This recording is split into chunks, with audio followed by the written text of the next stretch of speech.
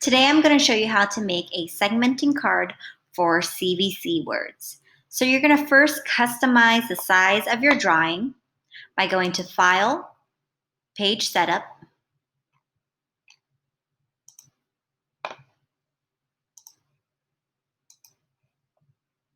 and you're going to select the drop-down menu to Custom, and I like to do 4 by 4 inches and hit Apply. So now I have a square. Next, I'm going to customize the background color by right-clicking, selecting Background, and then making it a yellow. Now I'm going to insert the workspace, which is going to be a table. Insert, Table, and I'm going to make it 3 across and 2 down. So I'm going to resize it to fit the space of 4 by 4. I'm going to click and hold and drag the corners until it is to the size of the card. So now I want these columns on the top row to be merged together. I'm going to select it by holding my drag and going across and right-clicking and selecting Merge Cells. Now you can see it's all one space.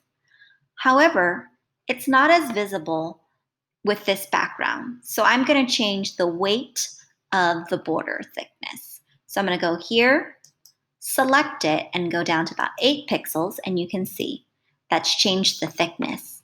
I want that to be on the entire table, so I'm going to make sure I click, hold, and drag my cursor across the whole table, and then go back to the border thickness and select 8 pixels. Then select the fill color. Then I'm going to select the color of the border, and I'm going to make sure that it is black so that it is easily visible to the students.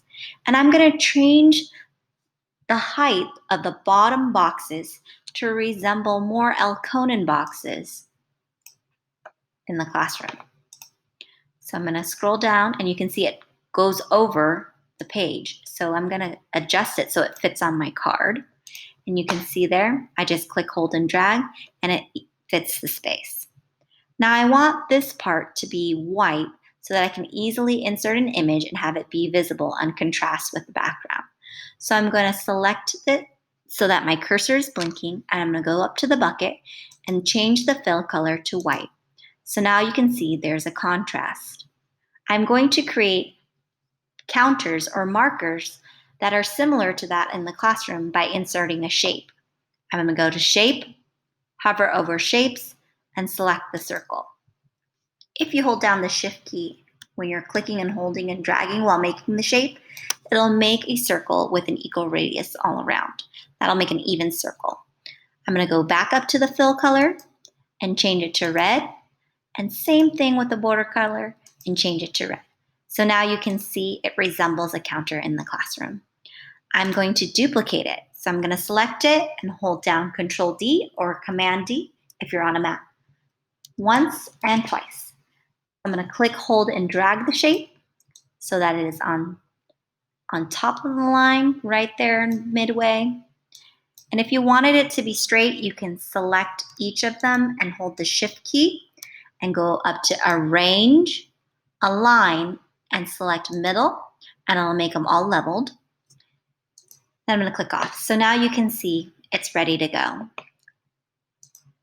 If you want to insert an image for the CVC word, you can go to Insert, Image, search the web, and today's CVC word is going to be pig, and there is a clip art. And if it doesn't come up with a clip art image, or if you want to use a real image, that's your preference, you can specify the Google search by inserting the word clip art after what you're searching for. I'm going to click and hold and drag on the corners to resize the image and put it here in the center. Now you have a blending review. So when you're projecting this or sharing this screen with your students, you can say, okay, what is the image today? You can click and hold and drag the markers into the Elkonin boxes as you're segmenting. You can press undo to repeat the process. Let's say the sounds in the word pig. P, I, G. What's the word? Pig.